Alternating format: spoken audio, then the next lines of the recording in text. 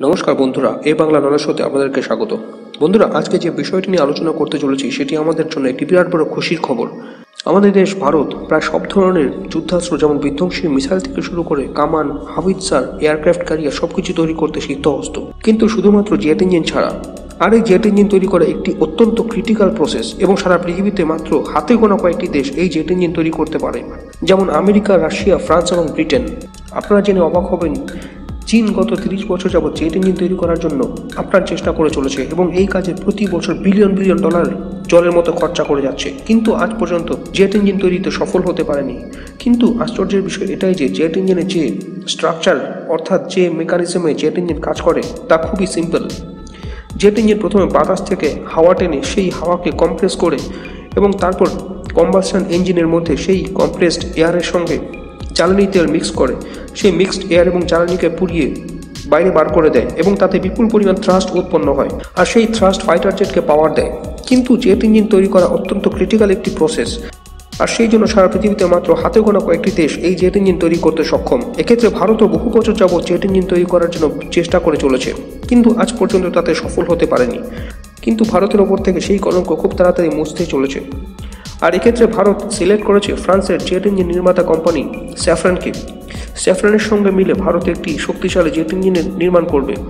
সেই jet engine এতটাই শক্তিশালী হবে যে তা আমেরিকার F-35 এবং F-22 র্যাপটরের ইঞ্জিনের চেয়ে শক্তিশালী হবে। আর ফ্রান্সের স্যাফরান নামক জেট ইঞ্জিন নির্মাতা কোম্পানিটি রাফাল ফাইটার জেটের জন্য ইঞ্জিন তৈরি করে।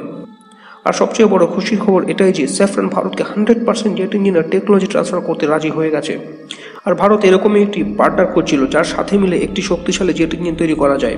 আর স্যাফরানের সিইও এটি ঘোষণা করেছে যে তারা ভারতকে 100% টেকনোলজি ট্রান্সফার করবে। আর এই তালিকায় আমেরিকার জেনারেল ইলেকট্রিক্স থেকে শুরু করে ব্রিটেনের রোলস রয়েসও সামিল ছিল, কিন্তু তারা কেউই 100% ইঞ্জিন টেকনোলজি ট্রান্সফার করতে রাজি ছিল না।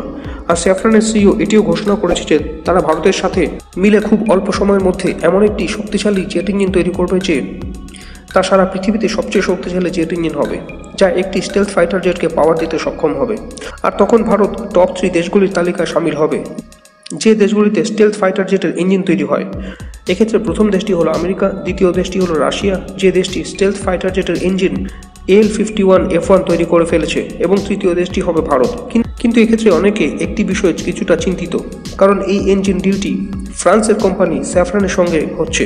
আর স্যাফরানের সাথে এর আগে ভারত যখন রাফাল ফাইটার জেটের ডিল করেছিল তখন সেই ডিলে স্যাফরান যে কমিটমেন্ট করেছিল তা 100% পূরণ করেনি, অর্থাৎ স্যাফরান কমিটমেন্ট অনুযায়ী 100% সার্ভিস প্রোভাইড করে না। তো বন্ধুরা, এইবার যে জেট ইঞ্জিনের ডিলটি করা হয়েছে স্যাফরানের সাথে তাতে 100% টেকনোলজি ট্রান্সফারের কথা এগ্রিমেন্টে মেনশন করা রয়েছে। বিশেষ করে ইঞ্জিনের হট সেকশন, যেটি জেট ইঞ্জিনের সবচেয়ে গুরুত্বপূর্ণ অংশ, যেটিতে কম্বাসন চেম্বারের মধ্যে কম্প্রেসড এয়ারের সঙ্গে ফুয়েল মিক্স করে বার্ন করে জেট ইঞ্জিন বিপুল পরিমাণ থ্রাস্ট তৈরি করে। আর এই টেকনোলজি অত্যন্ত কমপ্লেক্স এবং সারা পৃথিবীতে মাত্র হাতে গোনা কয়েকটি দেশের কাছে এই টেকনোলজি রয়েছে। সেই হট সেকশন টেকনোলজি ট্রান্সফারের কথা পরিষ্কার উল্লেখ করা হয়েছে এগ্রিমেন্টে। সেই জন্য স্যাফরান ভারতকে 100% টেকনোলজি ট্রান্সফার করতে বাধ্য। সেই জন্য এতে সংশয়ের কিছু নেই।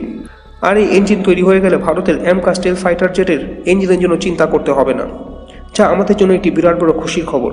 আর এই ইঞ্জিনের ডেভেলপমেন্টের বিষয়ে নেক্সট কোনো আপডেট আসলে আমি আপনাদেরকে জানাবো। তো বন্ধুরা, এই বিষয়ে আপনাদের কি মতামত তা কমেন্ট করে জানান, এবং ভিডিওটি ভালো লাগলে লাইক করে চ্যানেলটিকে সাবস্ক্রাইব করুন। ধন্যবাদ।